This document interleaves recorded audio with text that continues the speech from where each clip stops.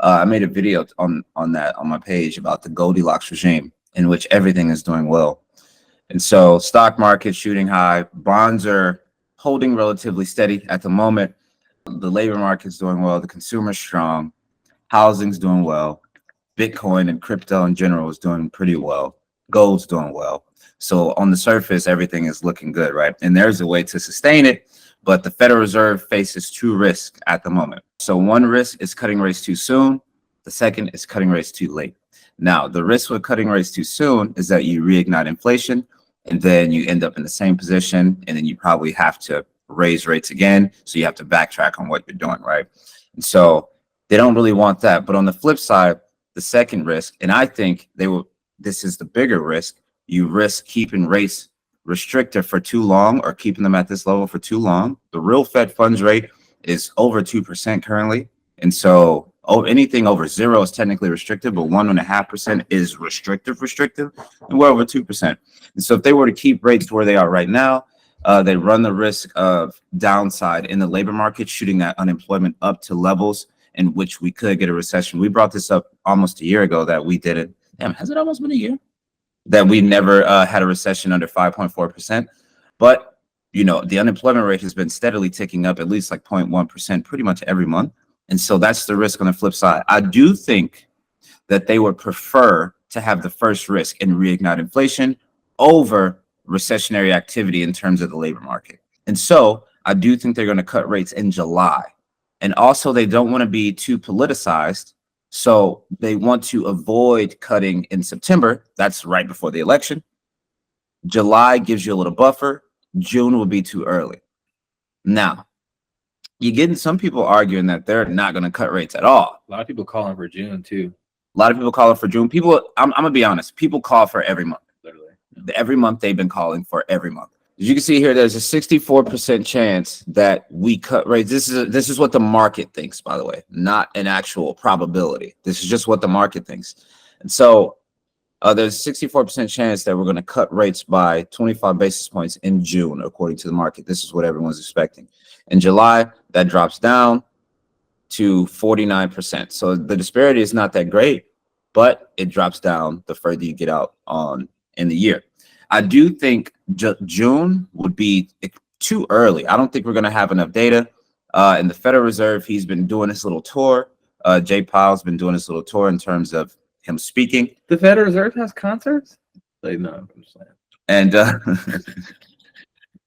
saying. And he has reiterated at every stop of the way that we're still waiting on more evidence to be confident that inflation is sustainably moving down to 2%.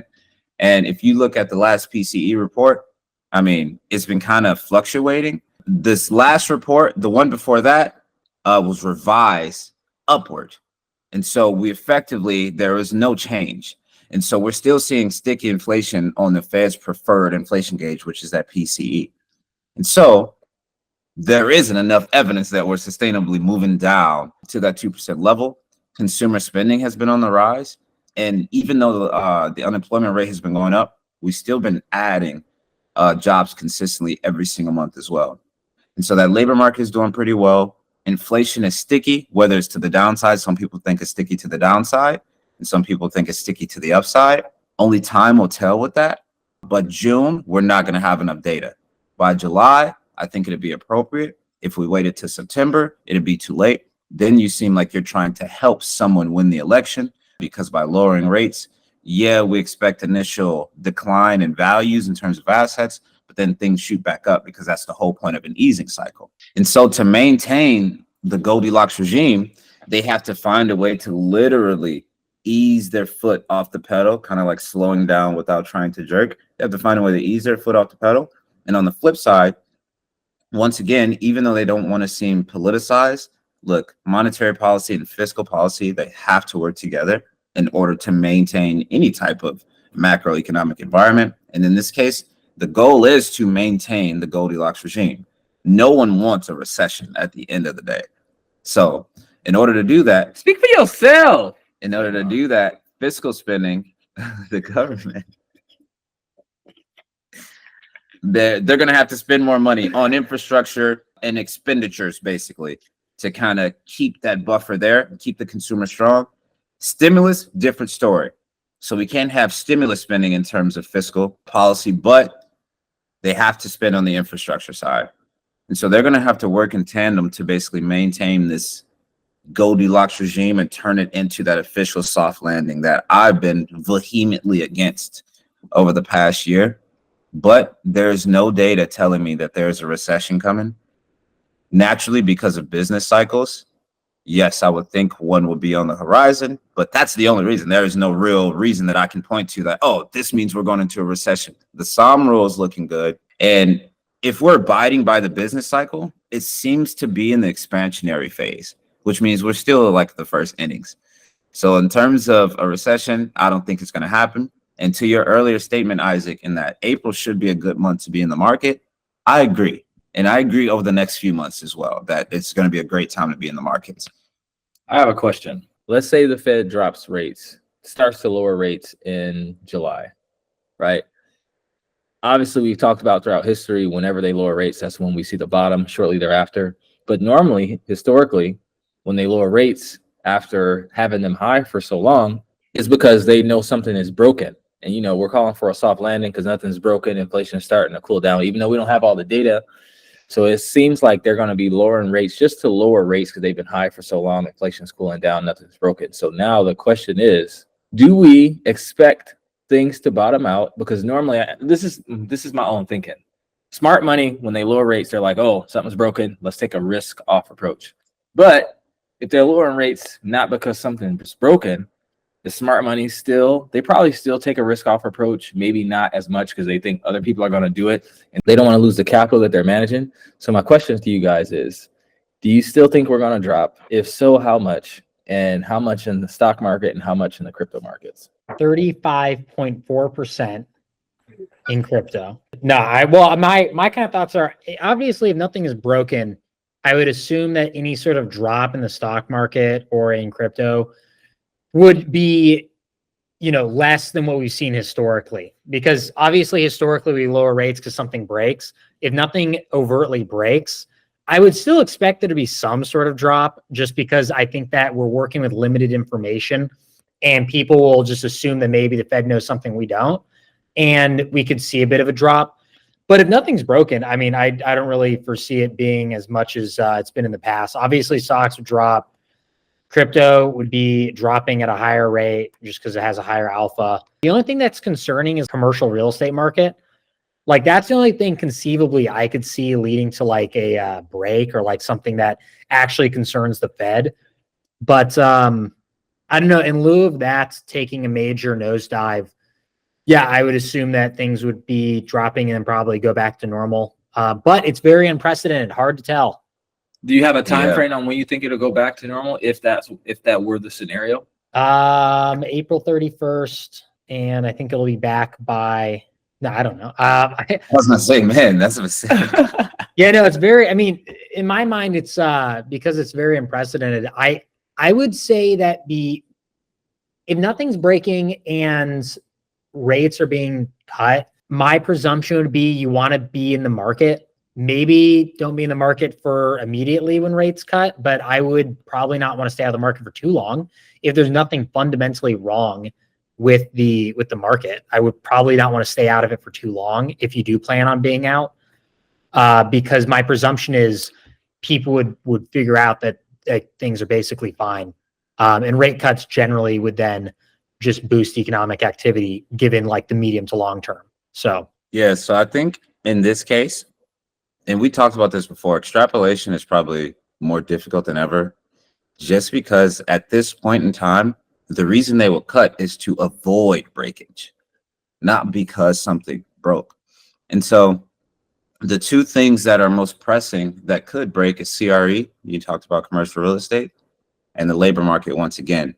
With CRE, super obviously interest rate sensitive sector. And so by lowering rates, you kind of relieve some of that pressure, and they can extend and pretend. That's a phrase in the CRE space. You extend and pretend you're healthy, basically.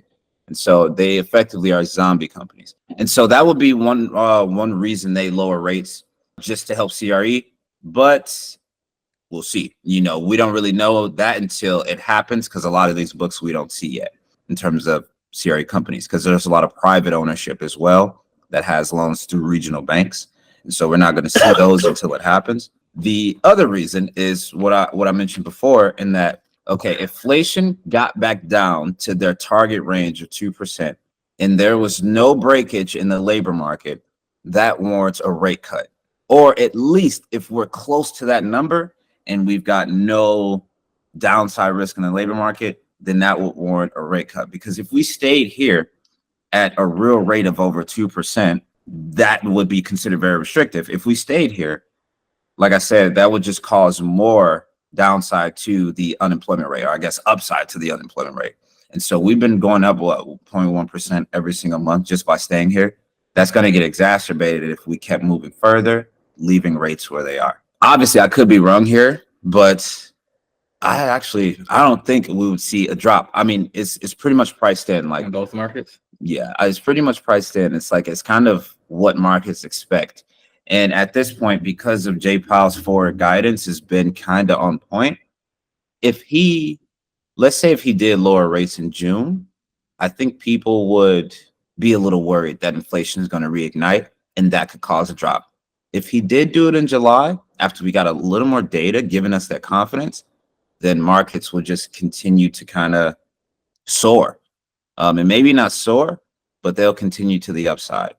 How many basis points you think they'll drop it when they start lowering rates? 25 basis. Precipitously. They'll drop it precipitously.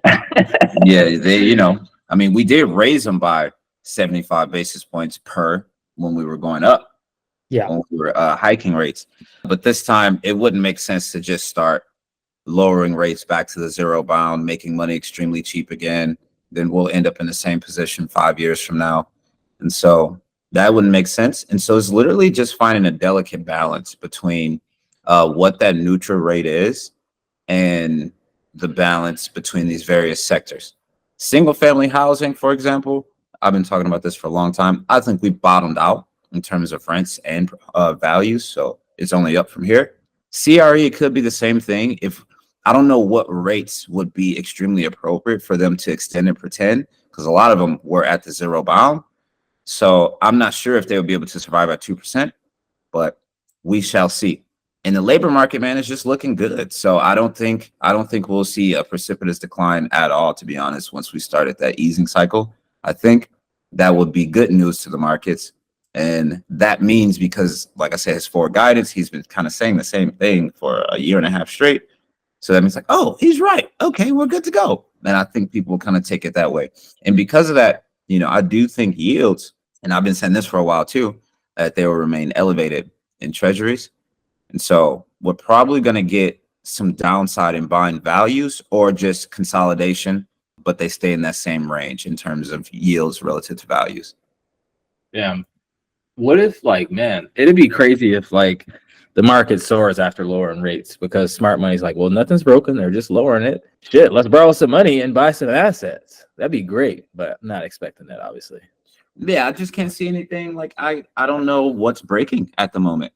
The biggest risk is probably CRE. Other than that, you got a balance between inflation and jobs. Well,